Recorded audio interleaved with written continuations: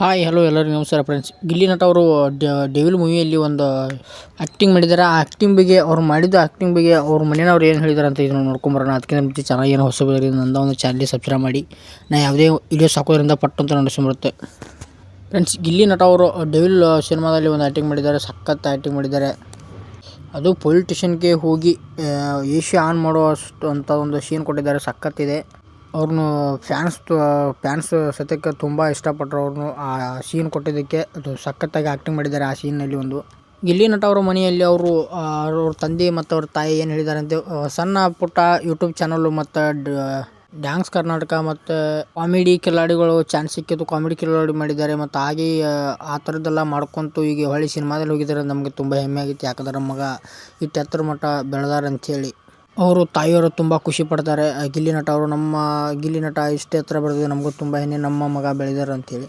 ಅವರು ತಂದೆಯವರು ಕೂಡ ಹಾಗೆ ಹೇಳ್ತಾರೆ. ಕಾಮಿಡಿ ಕಿಲಾಡಿಯಲ್ಲಿ ಶೋನಲ್ಲಿ ಕಾಮಿಡಿ ಮತ್ತು ಆ ಥರ ಕಾಮಿಡಿಗಳನ್ನ ಮಾಡ್ಕೊತು ಮತ್ತು ಡ್ಯಾನ್ಸ್ ಕರ್ನಾಟಕದಲ್ಲಿ ಅವರು ಕಾಮಿಡಿಗಳನ್ನು ಮಾಡ್ಕೊತು ಈ ಹೊಳ್ಳಿ ಸಿನಿಮಾದಲ್ಲಿ ಹೋಗಿದ್ದಾರೆ ನಮ್ಮ ಗಿಲ್ಲಿ ನಟ.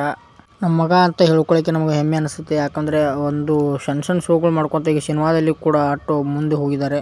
ನಮಗೆ ತುಂಬ ಖುಷಿ ಆಗುತ್ತೆ ಅಂತ ಹೇಳಿದ್ದಾರೆ ಅವ್ರ ತಂದೆ ಮತ್ತು ಅವ್ರ ತಾಯಿ. ಅದಕ್ಕೆ ಆ ಗಿಲ್ಲಿಯವ್ರ ಬಗ್ಗೆ ನಿಮಗೇನು ಅಭಿಪ್ರಾಯ ಇದೆ ನನ್ನ ಕಮೆಂಟ್ ಸೆಕ್ಷನಲ್ಲಿ ತಿಳಿಸಿ. Thank you all friends, subscribe ಮಾಡಿ.